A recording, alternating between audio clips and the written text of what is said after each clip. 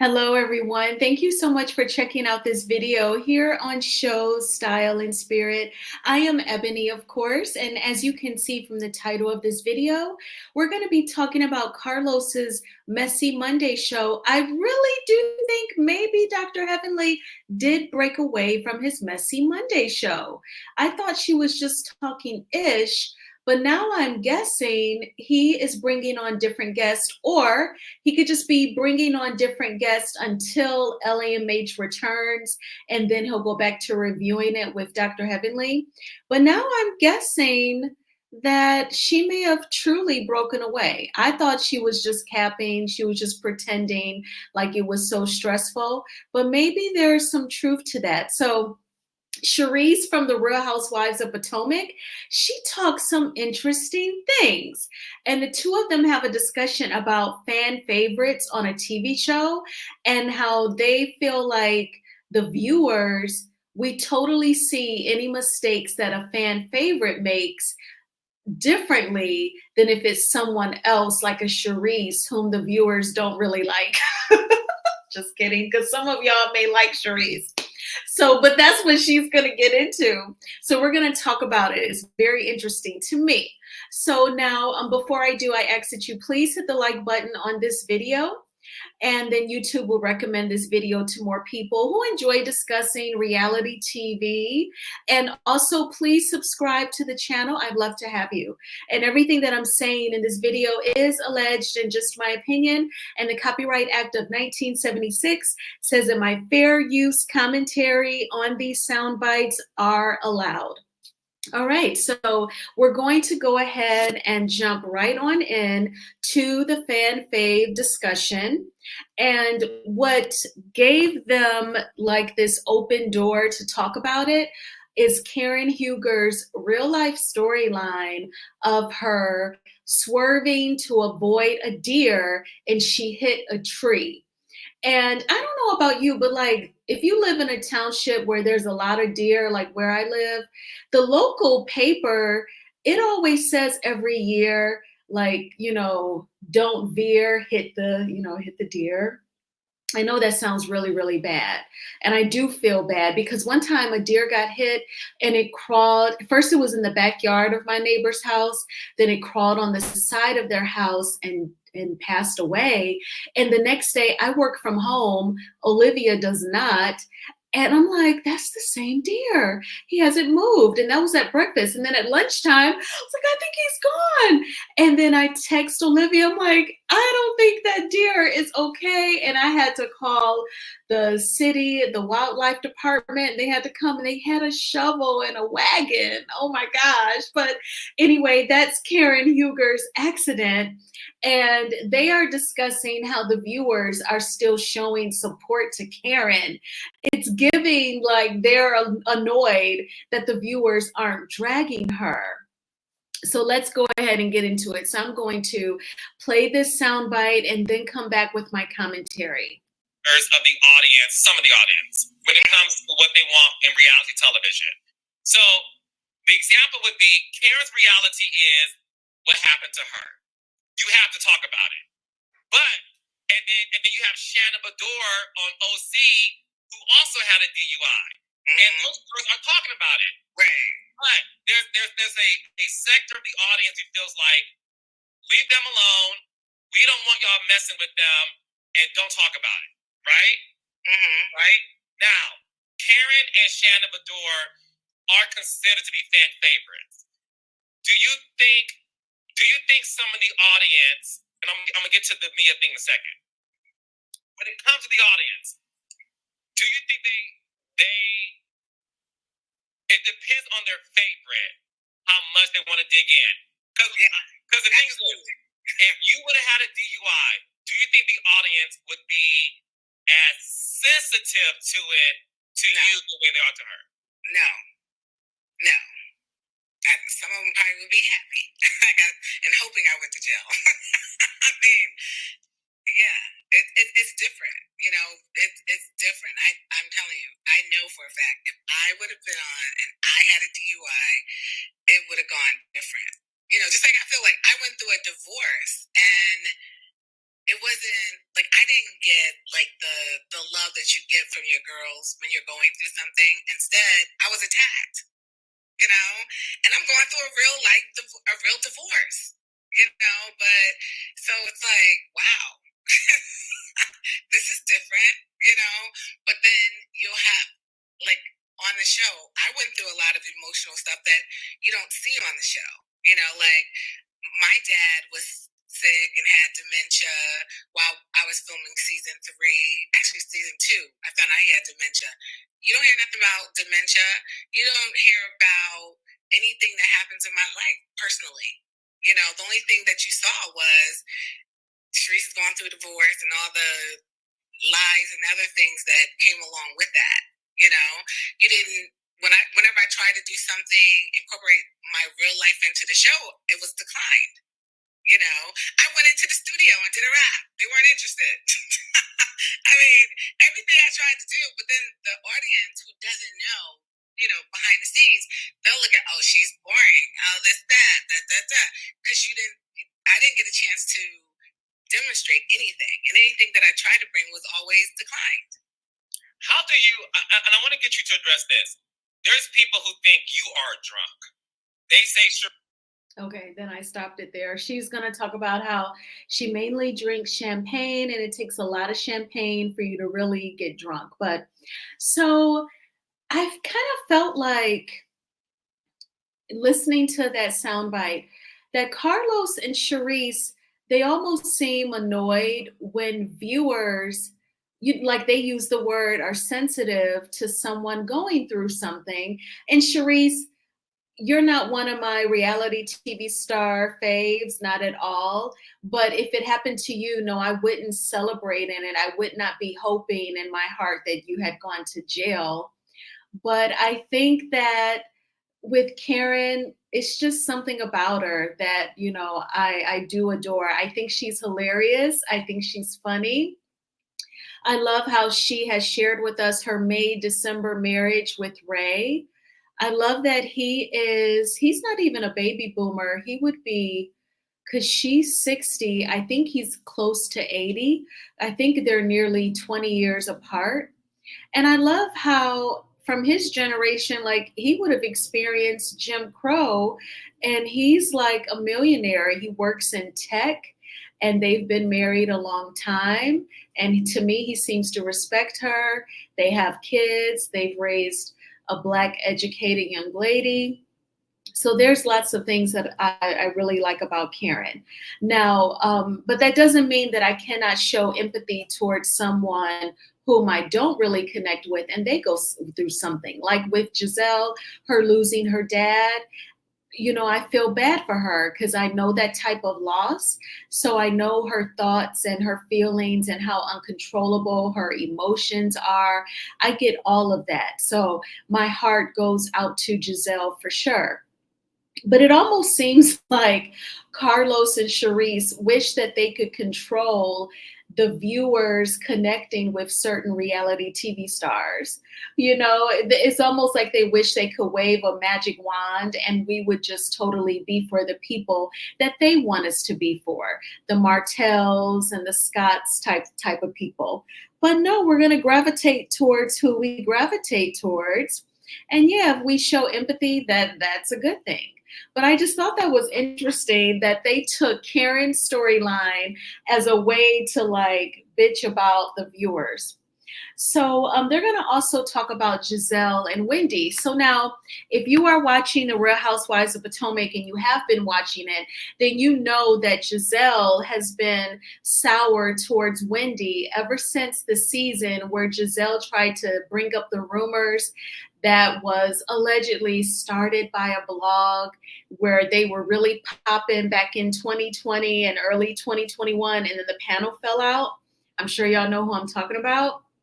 I'm not going to say the name of the blog, but allegedly it came from over there, just a rumor about Eddie allegedly cheating on Dr. Wendy. And then when Jazelle tried to bring it up, Wendy says to her, God is getting you back for all of the bad things that you've done. And I'm paraphrasing. I definitely remember her saying, God is getting you back. Because it was like a weird Like silence, like, and there was nothing that Jazelle could say to that. Absolutely nothing. Ever since then, Jazelle has been ice cold towards Wendy. And, you know, Jazelle, she would be so disrespectful when it comes to the colorism subject. She wouldn't even engage in conversation.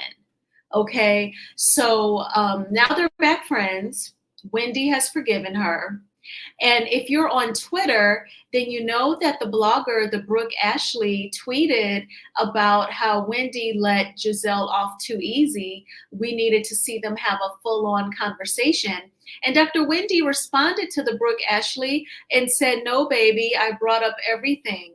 So she was saying that production cut it out. So now we are going to play this soundbite because I was looking for Carlos to perhaps really dig into production cutting it out. But of course, he did not. What did you think of the second episode? Okay. I thought it was okay. I think I wanted a little more with some parts of it, like in Detroit, when they sat at the table, they got to why they were, what the beef was, and they dealt with it. I was a little disappointed with Wendy and Jazelle sit down because I felt like they didn't deal with what their issue was. And it was like so much stuff. It was like they decided to take the route of, well, I didn't like the way you chewed your steak. You know what I'm saying? It was just like really soft stuff. And I would have preferred, because I was excited about it, you know, I thought we were going to really talk about what the beef was and why I'm pissed off with you. Let us talk about it, get it out there, resolve it, and move on. You know, so clearly, you know, they got to move on because it's a French show. So, but at least deal with what your issue was and then resolve it and move on. So that was a little disappointing. But I want to talk about that really quickly.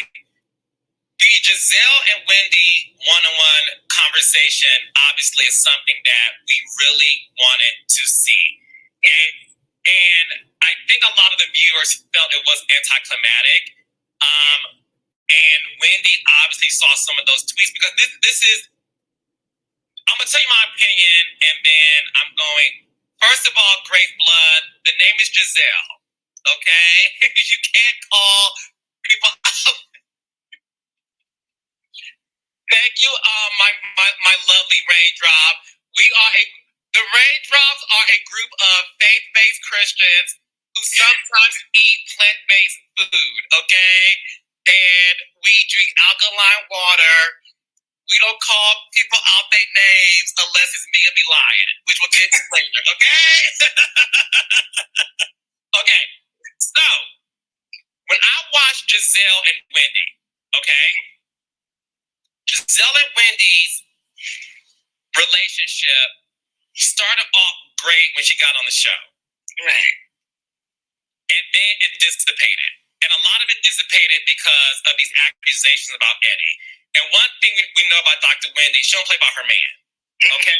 And as two people who also, you know, go with Africans sometimes, child, we know that you don't play about your man, right? What they saw on this scene, what they saw in this scene, they felt it was very surface. And Dr. Wendy said, and I quote, because she tweeted about it. So the Brooke Ashley on Twitter said, I'm all for moving on, forgiving, but we have to have some tough conversations and get to the root. Exactly. Wendy let her off way too easy and did not bring up anything. Dr. Wendy responded and said, no, baby, I brought up everything, saying I could not use her bathroom at the reasonably shady event, saying it was okay for me to be assaulted because she does not like me, bringing up a fake rumor about my husband, talking badly about my mother, etc. It was a 2-hour lunch. Okay. And that's what production does. They use what they want to use. But I think they should have used it more in its entirety so that people can, the viewers, understand what's going on. Because to me, it takes away from the show. You know, because your expectations is to watch it and to know what the hell's going on. You don't want to get invested in something and then you go to watch and then it's like, it's sugar-coated and you're moving on to the next chapter. You know, it doesn't make sense.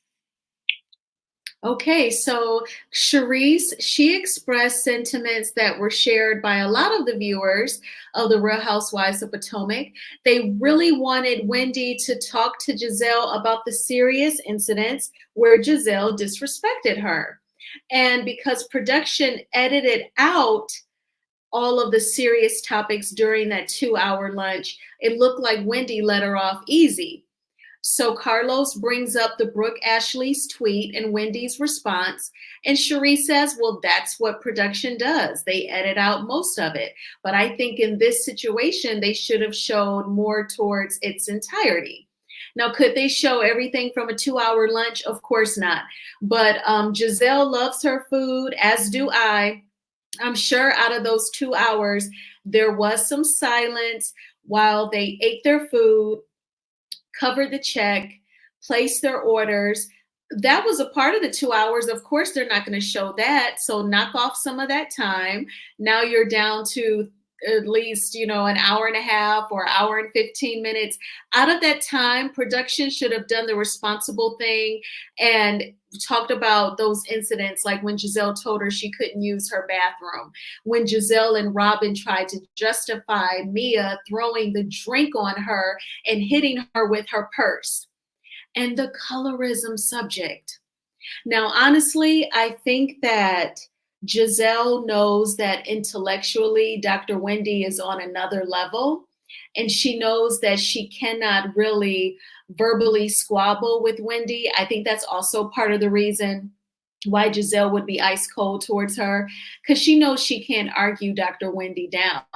Dr. Wendy is articulate and intelligent, so she doesn't even have to curse you out and call you out of your name without reading you. And that is something that Jazelle cannot calculate, understand, fathom. She just can't get with it. So that's another reason why I think she really avoids the serious conversations with Wendy, because she knows she just can't out-talk her. And but I think that it's important to have that conversation, because all these years when Candace and Dr. Wendy would bring up the colorism, for Jazelle and Robin to just sit stoic each year at the reunion, it gave F you, we don't care.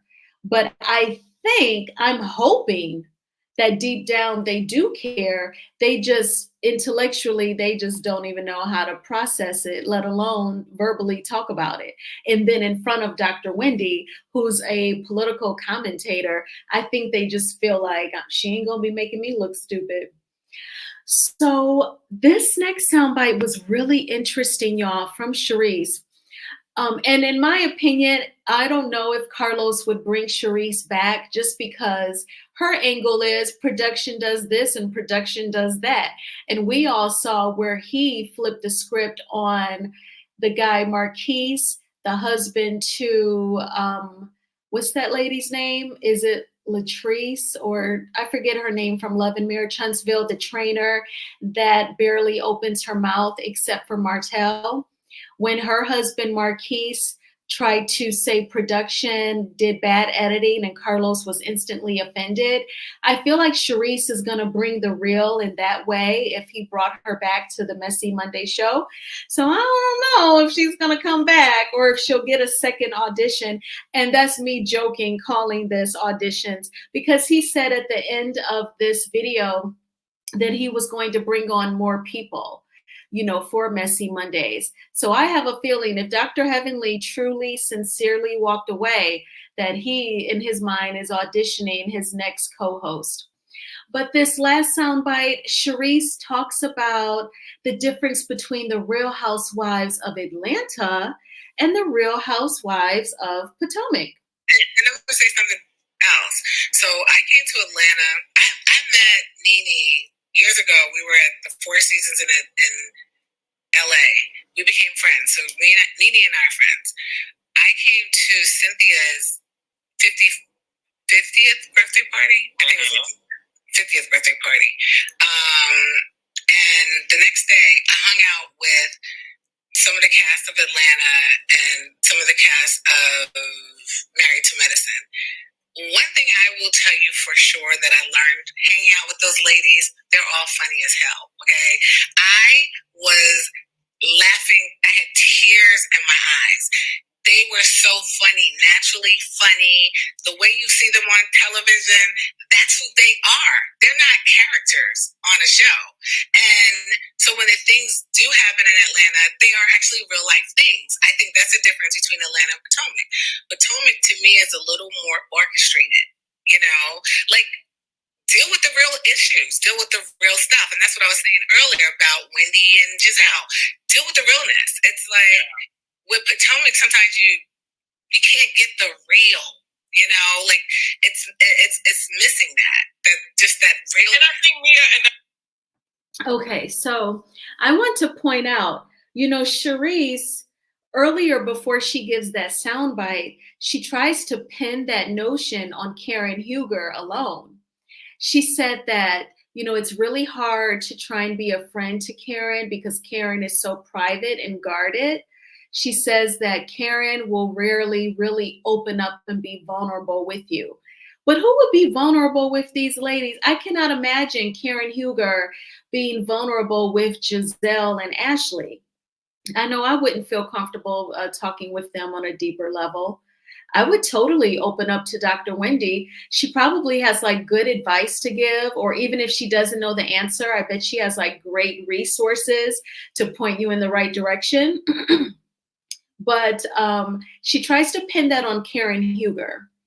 But now, much later in the interview, she talks about the women on the Real Housewives of Atlanta. What we see is what we get. She said on Potomac, it's more orchestrated. You never get to the real deal. So they're all the ladies on Potomac. The way I interpreted what she said is that they're putting up a facade. They don't want to be vulnerable. And I totally feel like with Jazelle, I feel like there's a lot of deep-rooted pain there, because I feel like when you do the math, like the ages of her daughters, her oldest is just like, a sophomore in college. Jazelle is in her early 50s. So she pretty much, I don't think she got married before age 30.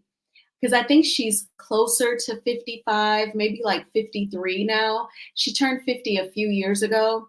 So you know how like at that age, especially if you want to be married, it could make you do some missteps. Because I feel like out of all the people, if you're Giselle Bryant, and you're all that, you marry Jamal Bryant, who like cheats on you back and forth, allegedly, has all these different baby mamas, allegedly, and is supposed to have been Phaedra's Mr. Chocolate, allegedly.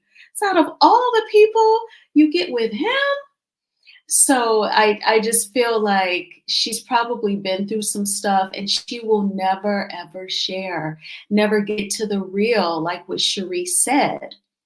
And what I don't get is, back to production, why do they let the ladies on Potomac fake it? Like, how do they even justify that as producers of a reality TV show?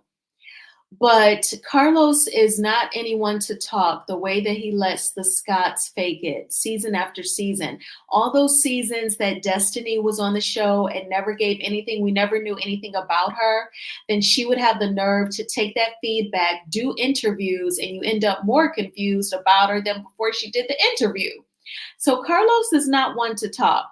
He totally is ripping a page out of the book from the producers of Potomac by letting people not get to the real.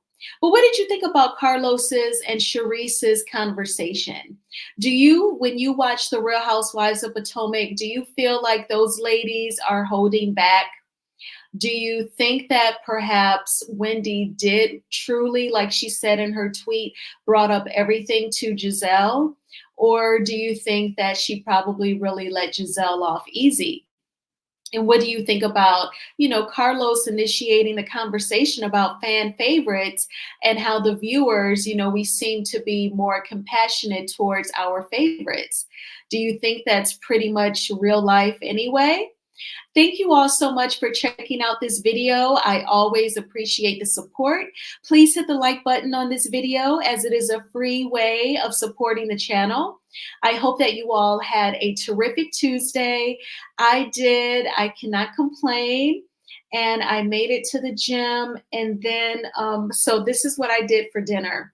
So I ordered a pizza, no cheese, with 2 toppings. So it was like the dough, the tomato paste, and then mushrooms and pineapples. I know that sounds weird, but that's what I like. And then I put like raw spinach on top. It was still good, y'all. And I got my raw vegetables in. That's what's most important. So I didn't feel like making a green smoothie, so I got it in that way. And then I made this video. I think now I'm gonna make another Holly Weird video. I have a couple of topics that I wanna talk about. So I'm gonna work on that. I may be able to do that tonight, but I hope you all had a terrific Tuesday. If not, I'm sorry to hear that, but Wednesday will be better for you. It will be a wonderful Wednesday. You know, position yourself tonight, whether that's laying out your clothes or preparing your lunch tonight or meal prepping. And in the morning, you know, or tonight, say your affirmations, say them in the mirror, journal, pray, whatever gets things off of your mind and somewhere else. And you're going to do awesome tomorrow. And I will talk with you soon. Bye.